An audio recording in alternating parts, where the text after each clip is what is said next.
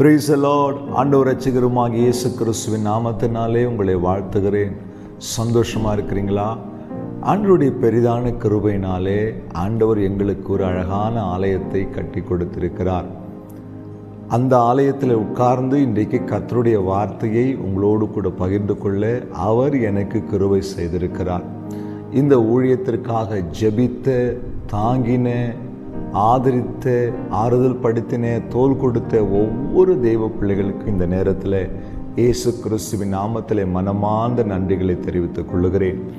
இந்த ஆறுதலின் சத்தம் ஊழியம் அநேக தெய்வ பிள்ளைகளுக்கு ஆறுதலாக இருக்கிறது. பாஸ்டர், உங்கள் வார்த்தையை காலையில் கேட்டபொழுது ஆண்டவர் எங்களோடு கூட பேசினார், எங்களை தைரியப்படுத்தினார் என்று சொல்லி இயேசுவை அறியாத பிரஜாதி மனிதர்கள் கூட எனக்கு தொலைபேசியில் பேசும்பொழுது நான் அதற்காக கர்த்தரை துதிக்கிறேன். அவர் வார்த்தை எப்படிப்பட்டது என்று நினைத்து அவருக்கு நன்றி செலுத்துகிறேன். இன்றைக்கு கூட ஆண்டவர் உங்கள் கூட பேச விரும்புகிறார். எல்லாம் கவனிங்க. ஒரு குடும்பத்தில் எல்லாம் இருந்தாலும் தேவன் கொடுக்கிற சமாதானம் இல்லாது போகும்பொழுது அந்த குடும்பம் நரகமாய் மாறிவிடுகிறது. நம்முடைய குடும்பத்திலே, நம்முடைய வேலையிலே, நம்முடைய பிள்ளைகளுடைய காரியத்தில், சரீரத்தில் ஒரு சமாதானம் இருக்க வேண்டும். அந்த சமாதானம் இல்லாத ஒரு வீடு மிகவும் கொடூரமாக இருக்கும்.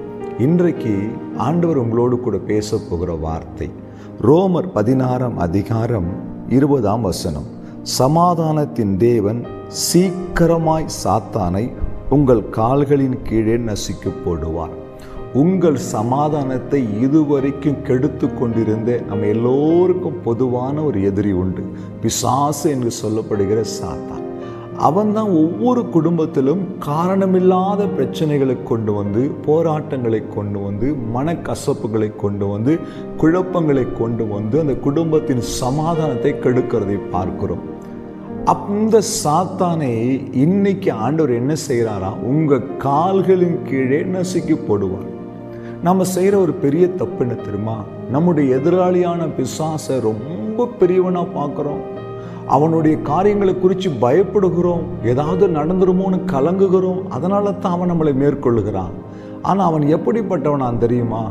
அவனை உங்கள் கால்களின் கீழே ஆண்டவர் சும்மா போடல, நசுக்கி போட்டிருக்கார். அப்படின்னா என்ன அர்த்தம்னா, இனி அவனால் உங்களுக்கு விரோதமாக செயல்பட முடியாது. இந்த வார்த்தையை யார் விசுவாசிக்கிறீங்களோ உங்கள் வாழ்க்கையில் இனி சத்துரு செயல்பட முடியாதபடி இன்னைக்கு ஆண்டவர் அவனை நசுக்கி உங்கள் கால்களின் கீழே போட போகிறார்.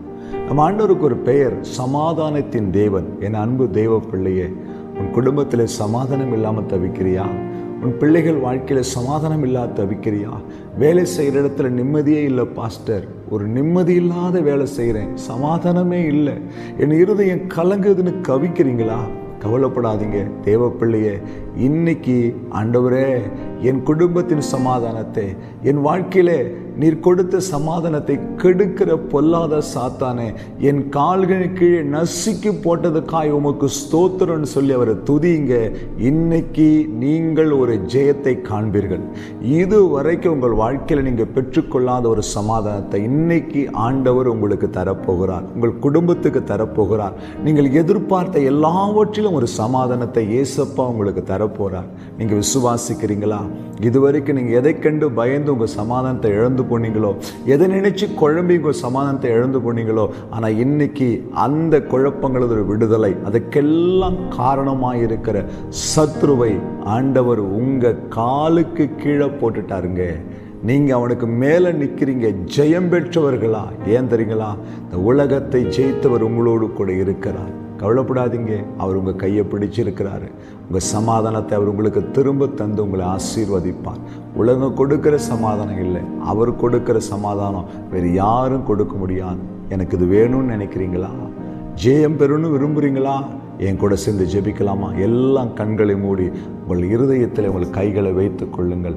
எங்களை நேசிக்கிற நல்ல தகப்பனே, ஒருவேளை இந்த வார்த்தை கேட்கிற பிள்ளைகளுடைய வாழ்க்கையில சமாதானத்தை இழந்து போன நிலைமையில் இருக்கலாம். சோர்ந்து போன நிலைமையில் இருக்கலாம்.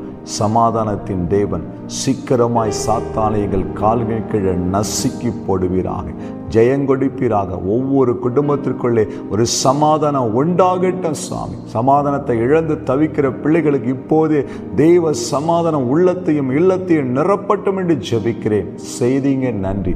இயேசு கிறிஸ்துவின் நாமத்தில் பிதாவே, ஆமென். அல்லேலூயா. God bless you.